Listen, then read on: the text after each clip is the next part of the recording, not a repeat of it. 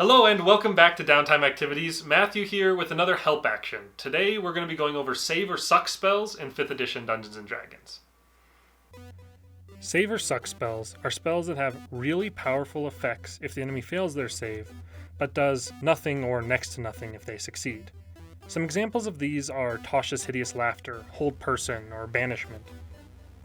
These spells can be real game changers whenever they get cast and the opponent fails their saving throw, typically removing a combatant from combat almost entirely for a short amount of time sometimes, or for the rest of the combat. These spells are super cool, super powerful, but they often get people really frustrated, and that's because Save or Suck spells feel bad when they don't work. What I mean by this is if you cast a Save or Suck spell, like a Hold Person or a Banishment, and the opponent makes their save against it, then you feel like you've not only wasted a spell slot, but a turn, as you've had no real effect on the combat.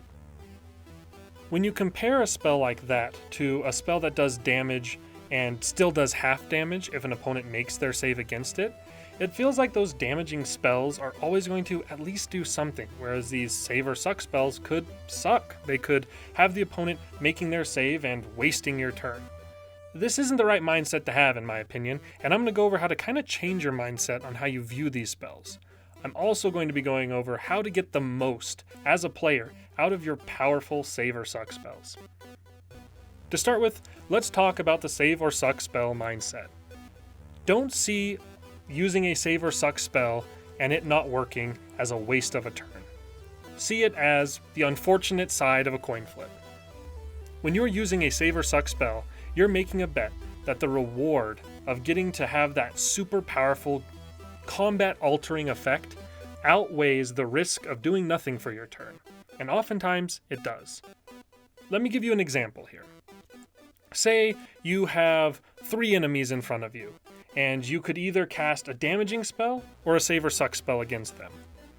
In the case where you cast that damaging spell against one of these opponents, they either make their save and take half damage, or they fail their save and take full damage, probably still alive unless it's a lower level enemy. This means that in either case, you are still facing 3 opponents.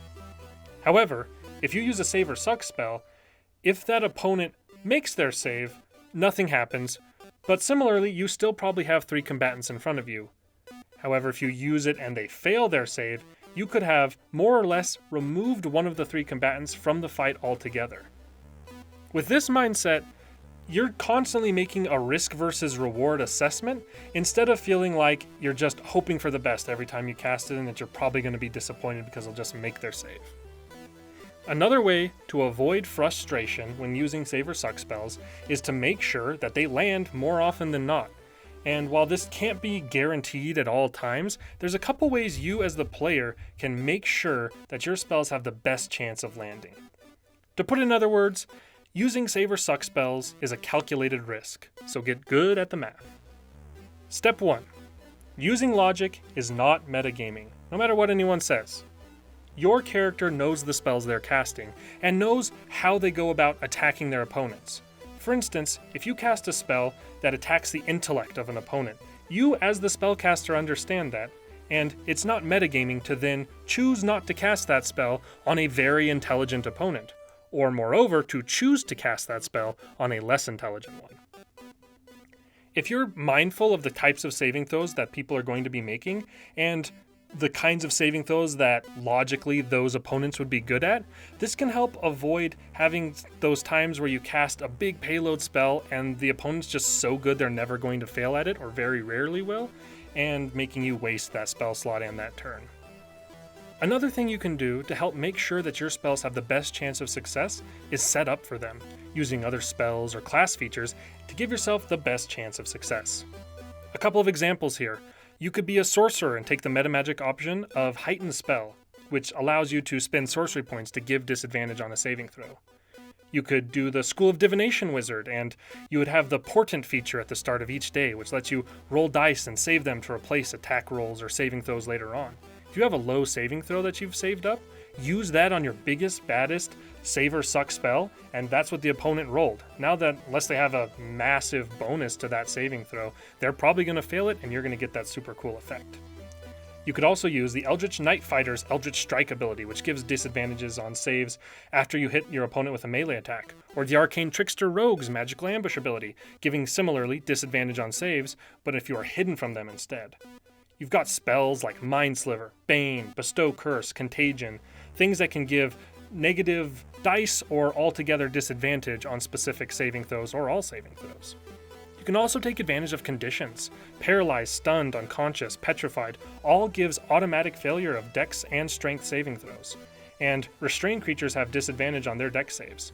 Setting up with other players, whether it's them grappling opponents or casting other spells on them, can give you the ability to have a really good chance of your powerful spell hitting. So talk with your other players and have a game plan for how you want to combine abilities to best take down the big bad boss. Speaking of big bad villains, be mindful of legendary resistance. Legendary resistance can really mess you up, especially if you're using save or suck spells. Nothing feels worse than opening a combat against an ancient dragon and using your highest level spell slot on your best save or suck spell, and them actually failing the save, but just using legendary resistance to wipe that away and make it do nothing. Again, this can ride the line of metagaming, but you will know often that you're facing off against a big, powerful enemy, and there's a decent chance they have these legendary resistances, and I don't see it as metagaming at all to use some of your lower, less impactful spells against them earlier on until you feel like you've burned through enough of their defenses that you can go for that big gut punch and finish the job. Similar with this mindset of low versus high level spells, save or suck spells have the unique fact that low level save or suck spells are still usually very, very powerful options. High-level ones tend to have more interesting, complex, and often powerful effects, but spells like Tasha's Hideous Laughter and Hold Person can really retain their power into the late game when used in the right moments.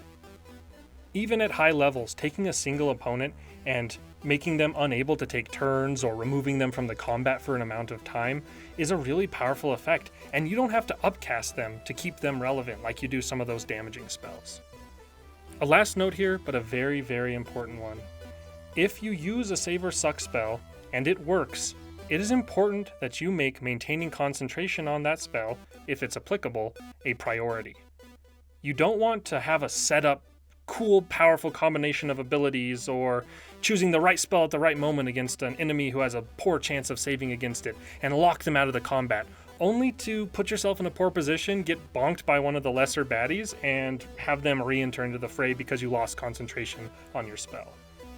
By maintaining concentration on that spell, you are oftentimes effectively removing one of the other combatants from the fray by simply maintaining concentration. At the end of the day, you're going to use save or suck spells, and they're going to not work sometimes. And it's going to be frustrating. Nobody likes to feel like their character is weak, and no one likes to feel like their character is not contributing in a combat. You don't want to do nothing. You don't want to spend a resource to do nothing. But when using save or suck spells, make sure that your mindset is that this is a calculated risk. This is a risk versus reward assessment. And when they work, they're going to be very, very powerful. And remember, it's a calculated risk. Get good at the math. Think it through. Don't throw your big, powerful save or suck spells around willy-nilly. Use them against the right opponents, in the right moments, with the right setup, and give yourself and your party the best chance of success. That has been Save or Suck Spells in 5th edition Dungeons & Dragons. I hope that this has been helpful in kind of changing people's mindsets on using Save or Suck spells, and also has given some helpful advice on how to get the most out of those spells so that they're hitting more often and you're getting those super cool, super powerful effects. Thank you for watching. If you enjoyed, please give us a like, give a comment down below some of your favorite Save or Suck spells or cool stories you've had using them. Now go forth, slay dragons, sling spells, roll dice, and enjoy your downtime activities.